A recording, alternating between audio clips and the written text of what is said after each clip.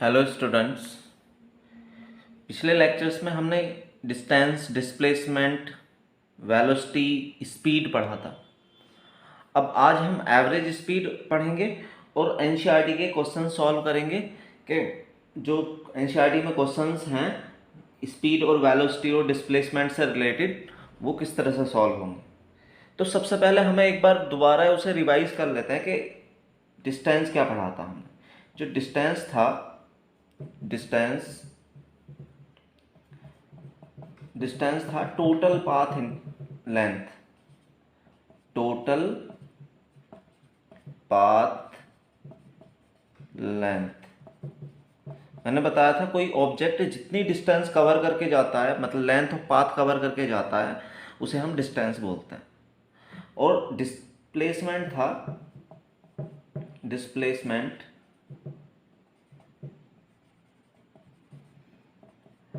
वो था shortest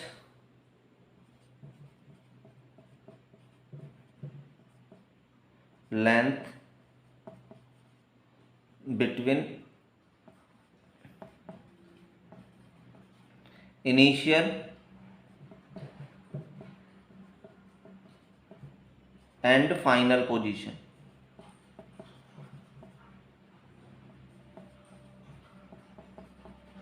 initial और फाइनल पोजीशन मतलब जहां से मोशन स्टार्ट होती है। मैंने एक एग्जांपल से बताया था, अगर सपोज करो ये 6 है और ये 8, तो यहाँ से A से पहले B गया और B से C गया, तो यहाँ से यहाँ गया ये वाला, तो टोटल पाथ लेंथ कितनी होगी जहाँ को चल कर गया है। तो AB प्लस BC, ये 8 था, AB प्लस BC दोनों को जोड़ा था तो 14 आ गया, तो डिस्टेंस 14 आ गई थी। और डिस्प्लेसमेंट क्या था, इनिशियल पोजीशन और फाइनल पोजीशन के बीच शॉर्टेस्ट, ये वाली।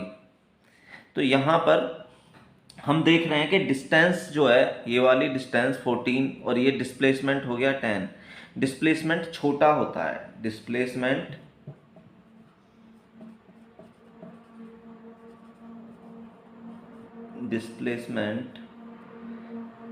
छोटा होगा या बराबर होगा डिस्टेंस।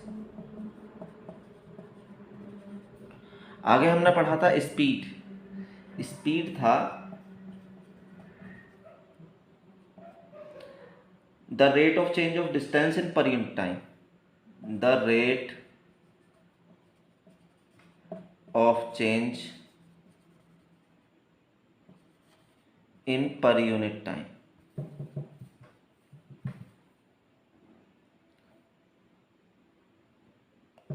सॉरी, स्पीड था distance covered by object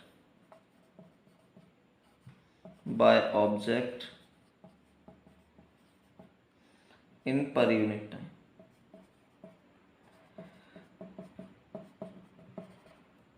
time। ये डिस्टेंस से रिलेटेड होता है स्पीड, और वेलोसिटी से रिलेटेड होता है डिस्प्लेसमेंट। तो वेलोसिटी था change of displacement in per unit time. ये हमने ये पढ़ा था, जैसे डिस्टेंस बड़ा होता है डिस्प्लेसमेंट से, इसी तरह से वेलोसिटी, जो वेलोसिटी होगा या स्पीड होगा, स्पीड बड़ा होगा वेलोसिटी से। तो हम इन दोनों डेफिनेशंस को ध्यान में रखते हुए एनसीईआरटी के क्वेश्चन सॉल्व करेंगे।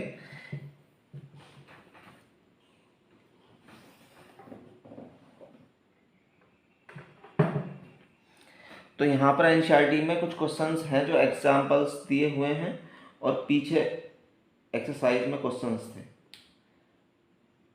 तो पेज नंबर 100 पर एनसीईआरटी में क्वेश्चन दिए हुए हैं। यहाँ पर पेज नंबर 100 पर देख सकते हैं, ब्लू पेन से लिखा हुआ है। क्वेश्चन है, an object cover through distance, can it have zero displacement, if yes support your answer. मतलब क्वेश्चन में कहा गया है एक ऑब्जेक्ट है वो डिस्टेंस कवर करता है। जब ऑब्जेक्ट डिस्टेंस कवर करता है तो क्या उसका डिस्प्लेसमेंट जीरो हो सकता है? तो उसमें हो सकता है यस। क्यों? क्योंकि जस्ट सपोज करो एक ऑब्जेक्ट यहाँ एक सर्कुलर मोशन में है, यहाँ इस तरह से सर्किल में, और वो यहाँ से मोशन स्टार्ट करता है ए से, ये बी है, तो यहाँ से घूमकर दोबारा यहीं आ जाता है। अब इनिशियल पॉइंट भी ए है और फाइनल पॉइंट भी ए है। अगर मैं यहाँ से डिस्टेंस निकालूँ, डिस्टेंस, तो डिस्टेंस जो होगी वो 2 पाई आर के बराबर होगी अगर इसकी रेडियस आर है, तो डिस्टेंस होगी 2 पाई आर। और डिस्प्लेसमेंट जो होगा, डिस्प्लेसमेंट वो होगा 0। तो क्वेश्चन में ये कहा गया है कि एक ऑब्जेक्ट का डिस्प्लेसमेंट जी, क्वेश्चन दोबारा बोल देता हूं मैं। क्वेश्चन में है एन ऑब्जेक्ट, क्वेश्चन ये वाला है, an object has move through a distance, through a distance एक डिस्टेंस मूव करता है। It have zero display, can it have zero displacement, इसका जीरो डिस्प्लेसमेंट हो सकता है। इफ यस, यस हो सकता है। तो support your answer with example, तो मैंने एग्जाम्पल से बता दिया है कि अगर डिस्टेंस सपोज करो कुछ है तो उसका डिस्प्लेसमेंट 0 हो सकता है। नेक्स्ट क्वेश्चन है, a farmer, next question, a farmer moves along a boundary of square field of side 10 metre in 40 second. मतलब एक स्क्वायर फील्ड है, इसकी साइड 10 मीटर है, ये 10 मीटर और ये 10 मीटर। What will be the magnitude of displacement of farmer at the end of 2 minute 20 second of actual of initial position. मतलब ये कह रहा है कि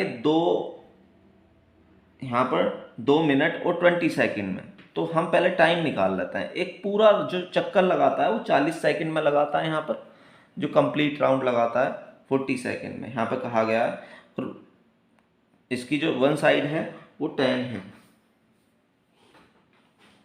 तो यहाँ पर वन साइड 10 लेंगे। तो यहाँ से जब निकालेंगे तो पहले हम टाइम जो दिया हुआ है, टाइम वो दिया हुआ है 2 मिनट 20 सेकेंड, 20 सेकेंड। 2 मिनट में हमें पता है कि 60 सेकेंड होती हैं, तो 2 × 60 कर लेंगे प्लस 20 सेकेंड पहले से, तो ये होगा 120 प्लस 20। अब इसका एक राउंड जो लग रहा है, मतलब टोटल टाइम जो हो जाता है यहाँ से 140 हो जाता है, 140 सेकेंड। अब हमारा एक क्वेश्चन हो जाएगा, एक राउंड लगाने में जो टाइम लगा 1 राउंड में, वो लगा हमारा 40 सेकेंड। 40 सेकेंड यहाँ देख लेता है, time in 1 round, time 1 round में जो लगा 40 सेकेंड लगा। 2 राउंड में 80 या 2 × 40 होगा, और 3 में जो होगा वो 3 × 40 होगा। अगर 3 × 40 करेंगे तो 120 हो गया। तो ये 120 जो है, इससे हमें ये पता चलता है कि पहले 120 में वो 3 राउंड लगा लेगा। अब एक राउंड जो लगा रहा है वो 40 सेकेंड में लगा रहा है, 1 राउंड, 41 राउंड वो 40 सेकेंड। तो हाफ राउंड जो होगा वो 20 सेकेंड में होगा।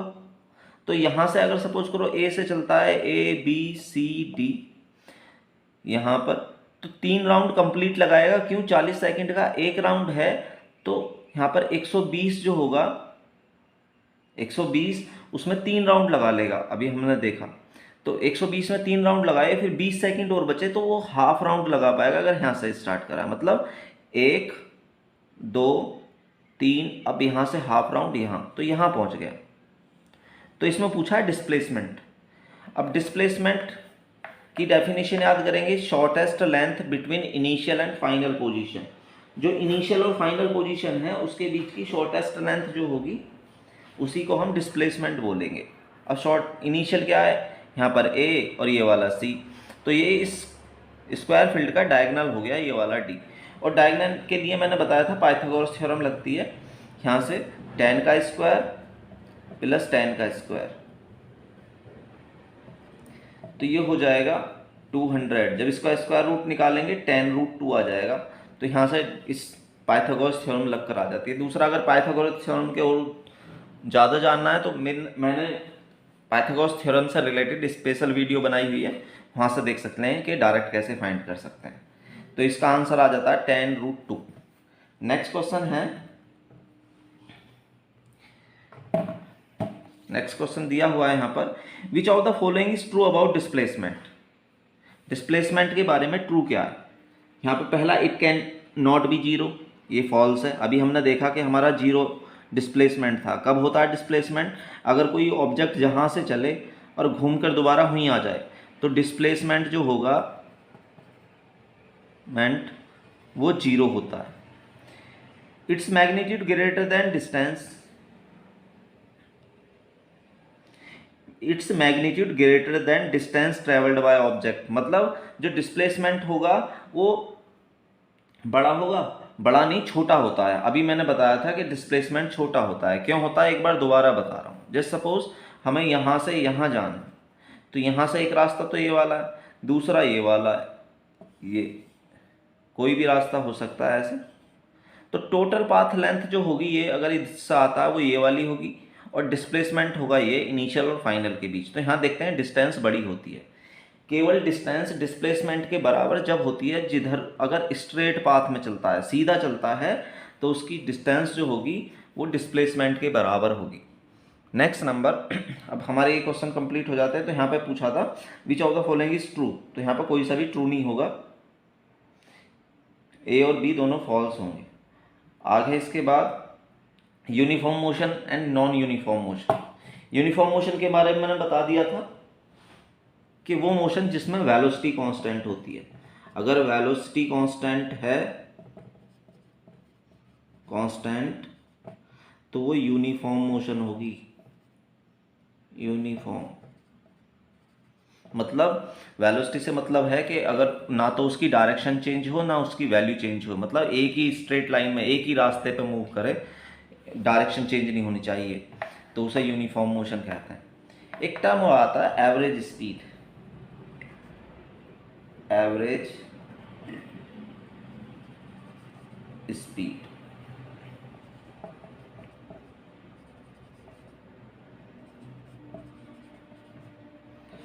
इसे समझने के लिए हम एक एग्जांपल लेते हैं। सपोज करो हम यहाँ ए पॉइंट से बी जा रहे हैं, कोई डिस्टेंस है, और इस मोशन के तीन पार्ट मान लिए। एक यहाँ पर ये पी पॉइंट है और एक क्यू पॉइंट है। अब यहाँ पर ए से पी तक जो डिस्टेंस चलता है वो 2 मीटर पर सेकंड से चलता है, मीटर पर सेकंड से 3 मिनट्स के लिए। और क्यू से चलता है यहाँ पर 3 मीटर पर सेकंड से 5 मिनट्स के लिए, 5 मिनट।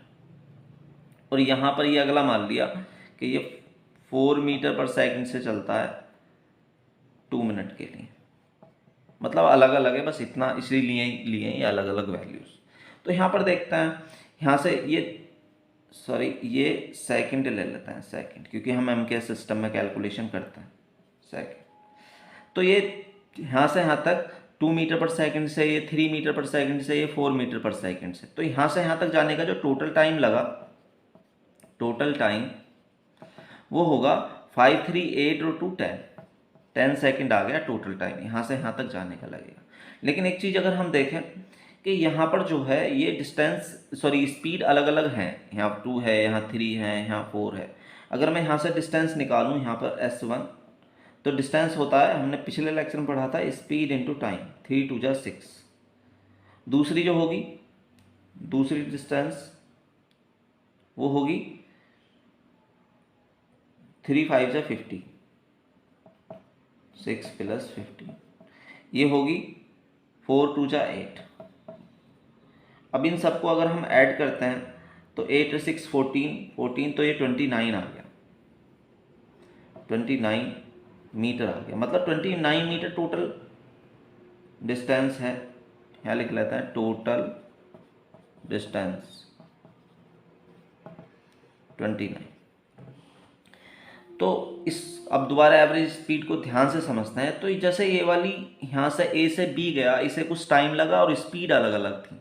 लेकिन अगर इसी डिस्टेंस को, ये जो डिस्टेंस है अभी हमने निकाली 29 को, एक कांस्टेंट स्पीड से चलता, मतलब ये ना तो 2 होती, ना 3, ना 4, इनों में से कोई एक होती यहाँ से यहाँ तक, तो उस स्पीड को हम एवरेज स्पीड बोलते हैं। मतलब वो कांस्टेंट स्पीड जिससे वो ऑब्जेक्ट उतने ही टाइम में उतनी ही डिस्टेंस कवर करता है, उसे हम एवरेज स्पीड कहते हैं। अब एवरेज स्पीड निकालेंगे, उसका क्या फॉर्मूला होता है?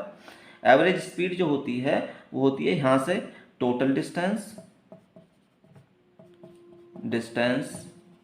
Upon total time. Total distance upon total time average speed का फॉर्मूला होता है। तो यहाँ पर 29 से 10 को डिवाइड कर 29 को 10 से डिवाइड करेंगे तो यहाँ पर आ जाएगा ये 2.9 मीटर पर सेकंड। तो 2.9 मीटर पर सेकंड से अगर वो चलेगा तो उसी टाइम में 10 सेकंड में वो वहीं पहुंच जाएगा और ये स्पीड कांस्टेंट होगी। इस कांस्टेंट स्पीड को ही हम एवरेज स्पीड बोलेंगे। तो एवरेज स्पीड बहुत ज़्यादा इंपॉर्टेंट है ये वाला। एवरेज स्पीड क्या होती है? Average speed equal to total distance upon total time. Next 2 question होते हैं बहुत ज़्यादा इंपॉर्टेंट। जैसे सपोज एक ऑब्जेक्ट यहाँ ए पॉइंट से बी पॉइंट चला और वो हाफ टाइम में v1 वेलोसिटी से चलता है फर्स्ट हाफ और सेकंड हाफ